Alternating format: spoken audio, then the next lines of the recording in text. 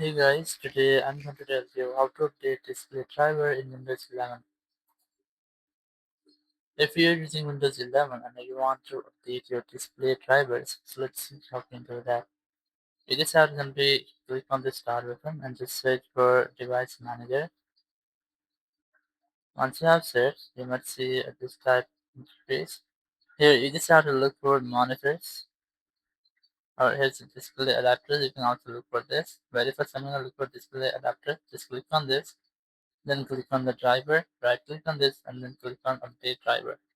Then click on search automatically for drivers. It will search automatically if there will be any new version of this driver will be available. It will be automatically download and installed on the PC. Then you can also go to monitors and then right click on it, then update this driver also. So in this way you can easily update display drivers in your Windows 11. Thank you very much for watching the video. In the next video, bye bye.